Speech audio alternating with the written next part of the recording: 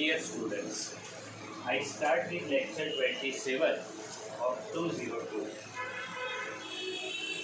In the previous lectures, last two lectures, we discussed about the rank nullity theorem, and also we have taken one sum of rank nullity theorem. Today I would like to discuss more examples of rank nullity theorem. So I start with the work which we have already done.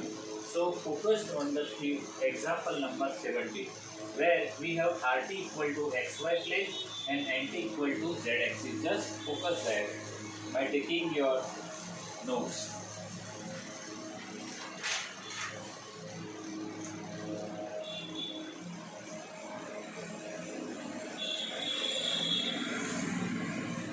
In this sum, P is a function from R3 to R3. So here, rank of this is 2 and nullity is 1. Check it.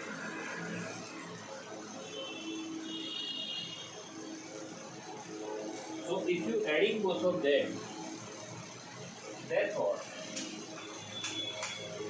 RT plus NT equal to dimension of R3, it is dimension of domain space.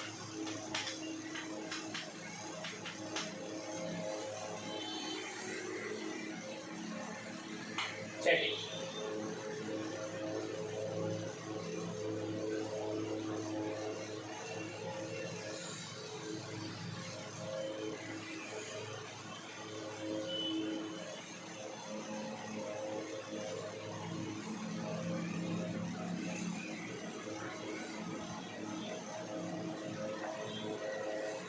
In the example number 71, we have T from R3 to R2. Obviously, rank is 2 and nullity is 1. So adding both of them, that will be 3, and therefore RT plus NT equal to dimension of R3 equal to dimension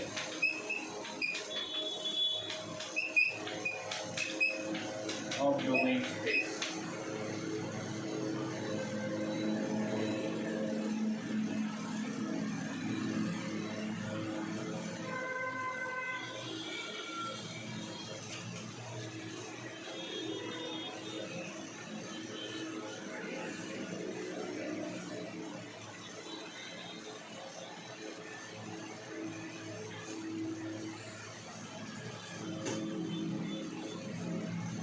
Then in note 72, we have two sums. The first one is 0 map and RT is 0 and T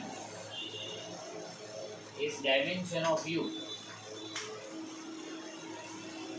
and therefore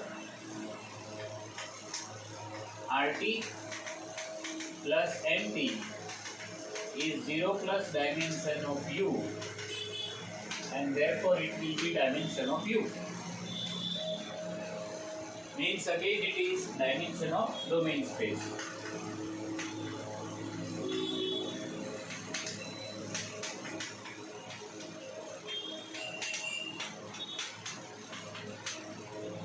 Therefore it is dimension of domain space.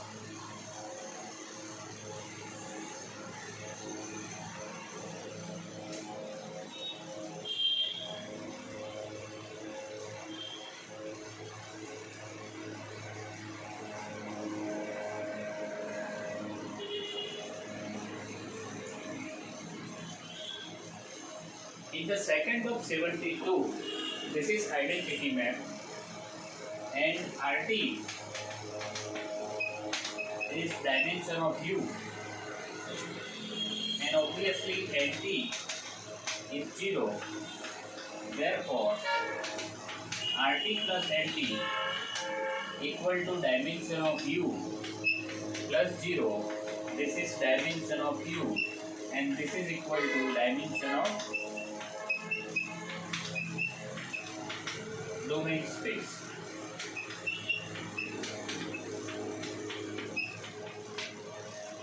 This is identity map. So domain and codomain both are the same.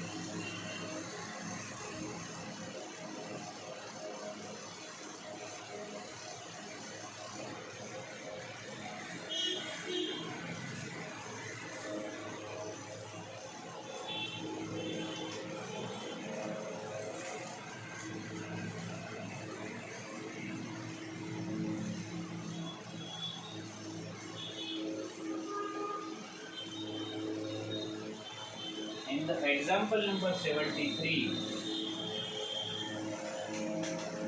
NT is 0, RT is 2. Therefore, RT plus NT is 2 plus 0 is equal to 2. That is dimension of R2. And therefore, this is equal to dimension of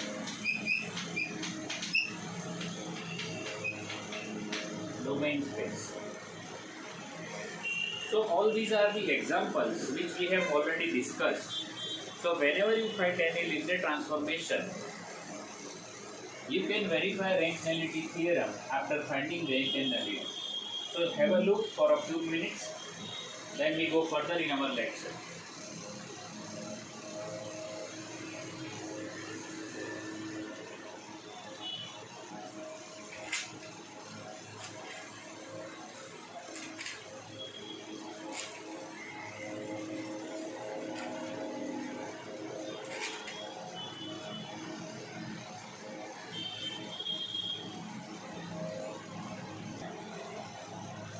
There is one definition on the board.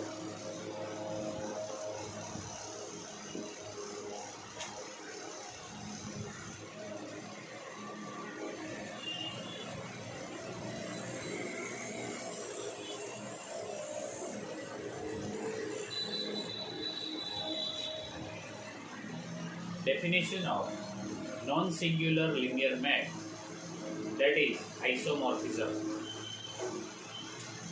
A linear map T from U to V is said to be non-singular if it is 1, 1 and on 2. Such a map is also called an isomorphism.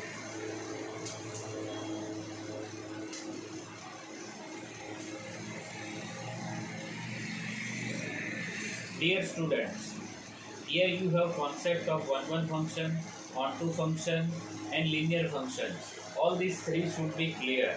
If you have not clear it, then you cannot understand the future and learning of the same paper of this topic. As I said so many times to you that you have to prepare all definitions, previous definitions which we have discussed within the lectures. Whenever you start my new lecture, all definitions should be clear to you.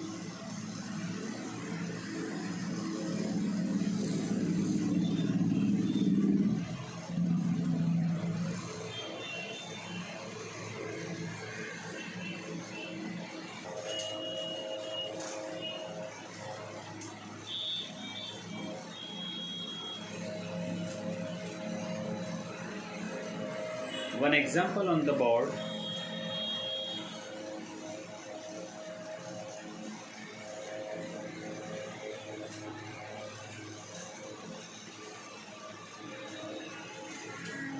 A linear map T from R2 to R2 defined by this.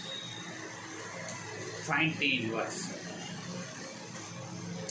Whenever you want to find T inverse, you have to show that a function is 1, 1 and on 2. But for this particular sum, We have already discussed that this function is 1 1 and on 2 in the example number 73.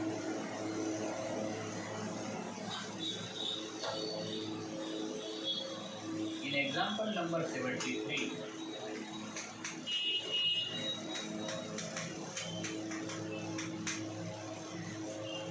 we prove that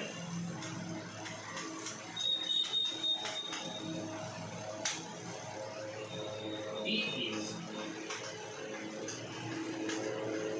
1 1 and on 2. 1 1 means and equal to 0 bar, on 2 means codomain is range. Therefore,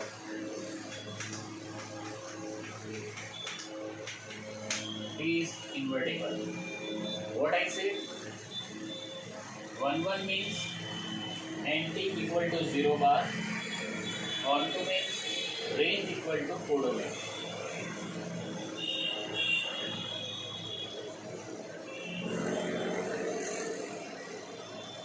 Therefore, T of x1 minus x2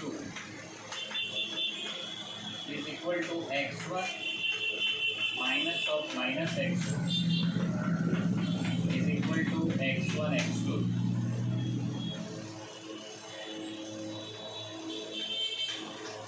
And therefore T inverse x1 x2 is x1 minus x2.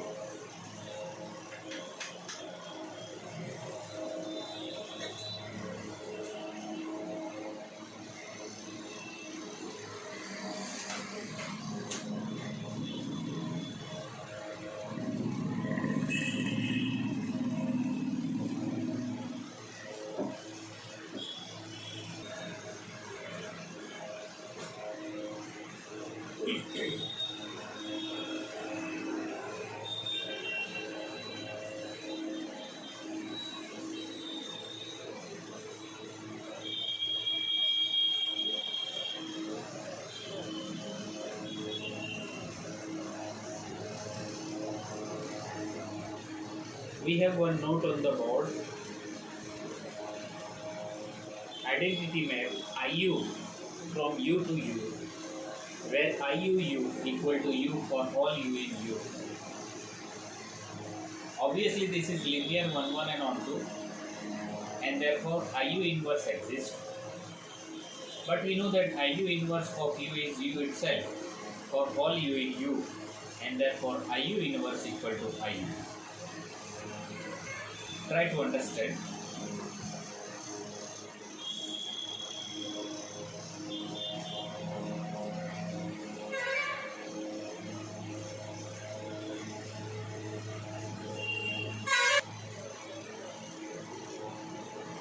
One theorem on the board.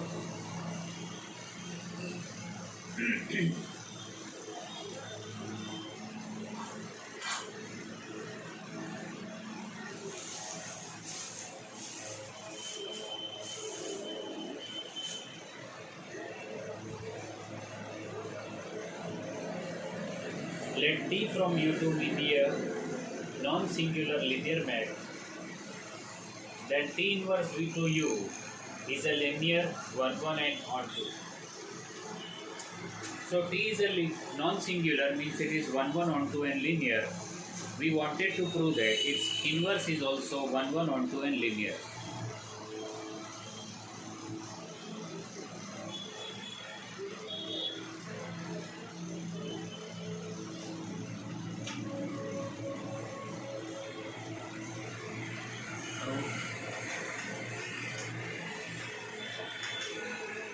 Here T is non-singular.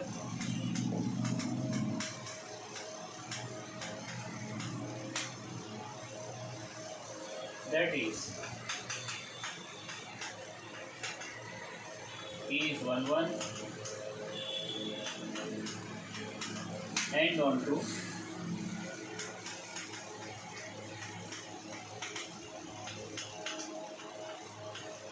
Also T is linear.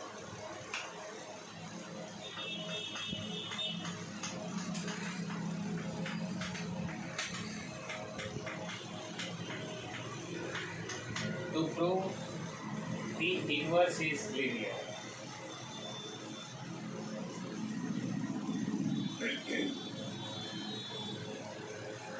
Let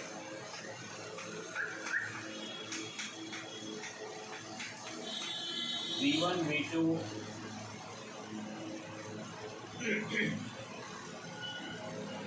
in V.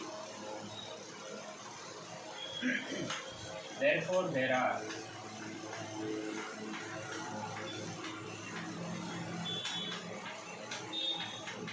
U1 U2 in U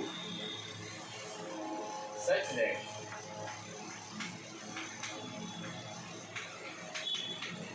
P of U1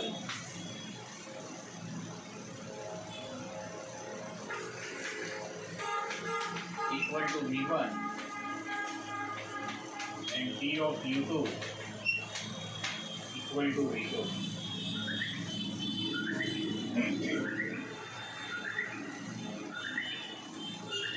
Therefore,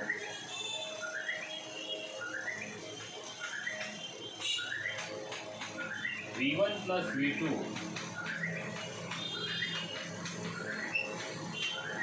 equal to Tu1 plus Tu2. Now T is linear. Therefore, this is equal to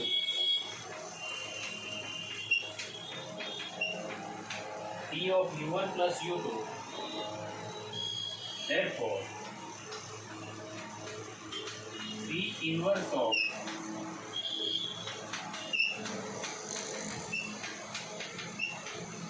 U1 plus U2, but if we put the value of U1 and U2, this is P inverse V1, P inverse V2.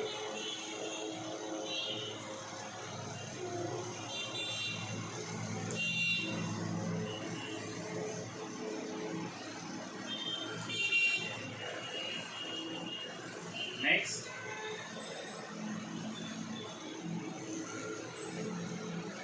also alpha V1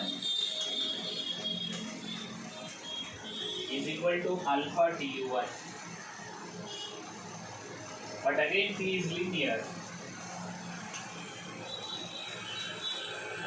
This is P of alpha U1. So if we apply P over here, means P inverse is equal to alpha U1. Now put the value of U1.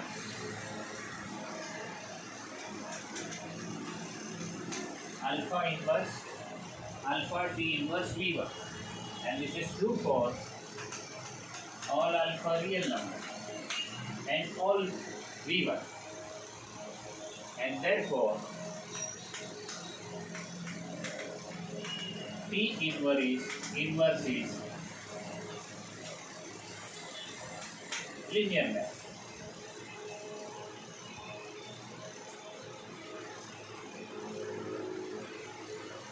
Next, we want to prove that T is 1, 1.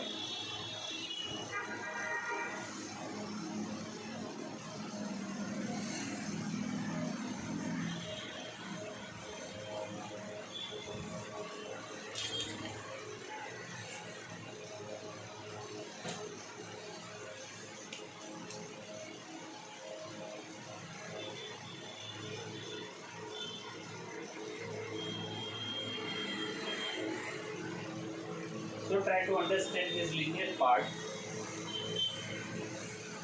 I don't want to prove 1, 1 and 1, 2 in this lecture, but I will prove it in the next lecture. But try to understand this. With this, I stop this lecture here. Thank you very much.